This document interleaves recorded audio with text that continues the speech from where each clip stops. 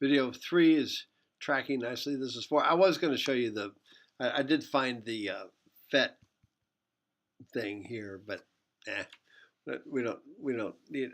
Oh, as a matter of fact, I think I will use it. I think I will use it on this problem, so because it'll work well on this one. All right, so here's what we got to do. Now I probably don't have enough room, but what we're going to do is we got to find a junction. Here's a nice junction right here. Okay.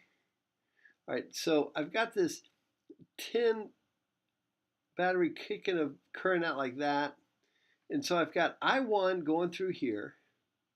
I'm going to call this I1. And notice this is negative and this is positive. So if I start here, this is negative. This side is negative. This side's positive. So it kicks up here.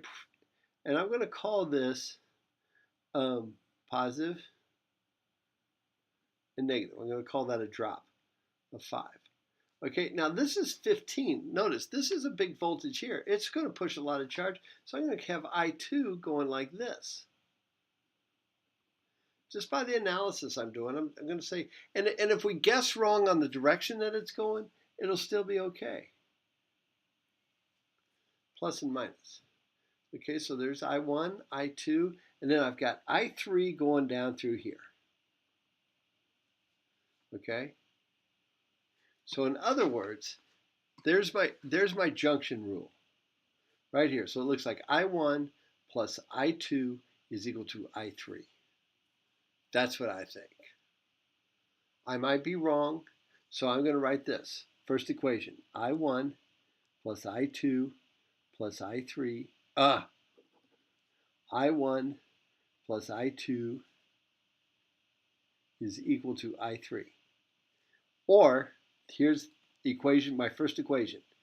I1 plus I2 minus I3 is equal to 0. Now, it says which end of the resistor is at the highest potential. Determine the voltage across the 5 ohm resistor. So I need to find I1. Well, I got to solve for the whole thing before I get I1 anyway. Okay? Now, I've got 2 loops in here. I've got a loop going this way. Loop 1 is the way I decided to do it. And then I'm going to have loop 2 going like this. And that's going to give me, this is conservation of charge, and then I've got 2 conservation of energy problems, things that I'm going to write. And I'm going to solve for I1 and I2 and I3 simultaneously using matrix algebra. Basically, it's solving 3 equations for 3 unknowns. Okay, so let's start here. So we start at the 10. So remember, loop rule is voltage. Loop rule, voltage. Okay, so here we go. Let's start here. So, and remember, the gains equal drops. The gains equal drops. So I come through here. So I go from minus to plus. Minus to plus. There's 10. There's a gain of 10 right there. Correct? So I've got a gain of 10. And then this is a drop. I times V gives me a voltage drop. So that will be, here's the way we do it. We do VI1. We write RI, not, just because that's the way we write our variables. Okay. All right, now, still doing loop 1, which is now going to come down this way. Now I've got I3 going through this 10, and I'm saying that that's a drop. Plus 10 I3 plus to minus plus 2. And then we're done. And we come back to the loop because that's plus minus. So this is minus to plus, plus minus, plus minus, plus minus. So those are all drops. So now I've got this. I'm going to subtract 2 from both sides. I've got 8 volts is equal to 5I1 plus 0I2 plus 10I3. Okay? 0I1. So there it is.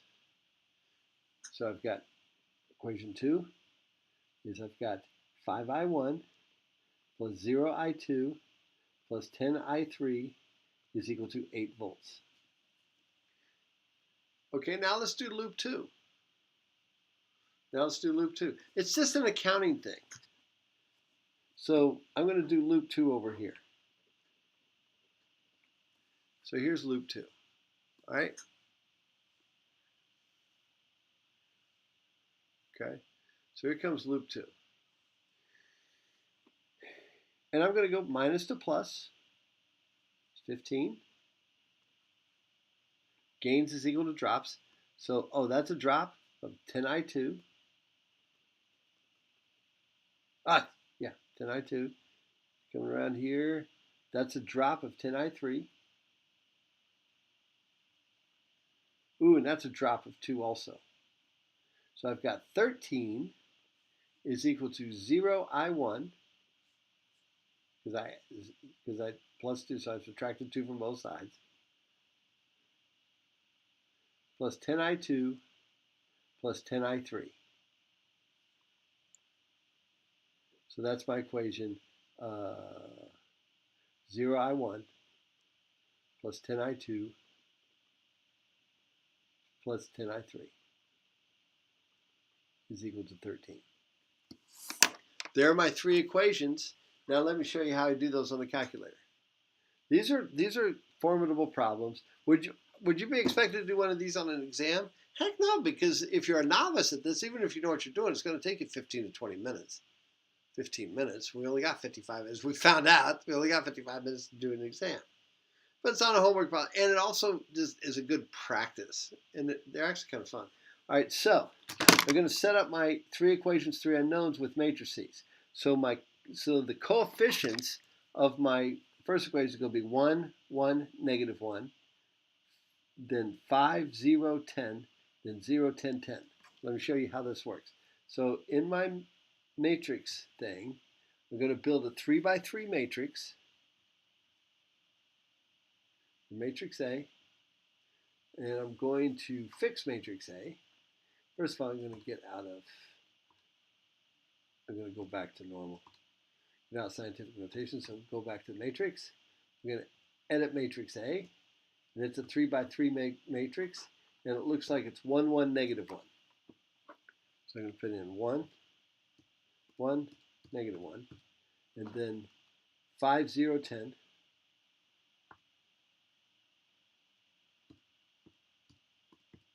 and then I think it's 0, 10, 10.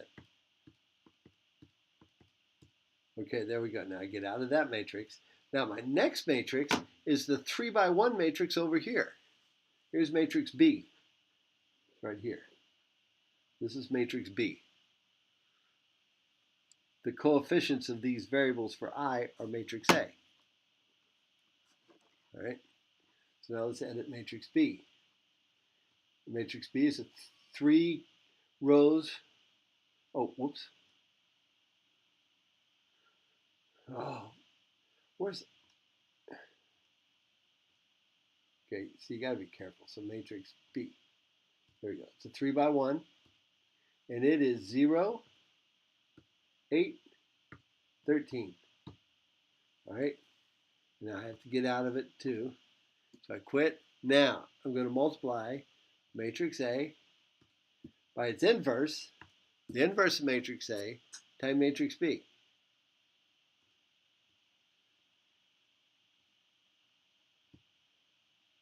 Okay? Boom. There are my charges. Does it make sense? Here's I1, I2, and I3. Pretty cool, huh? So which end of the resistor is at the highest potential? We'll say the left end. So going across 5, that's I1, so it's 5 times, what did we say? I1 was 0.15,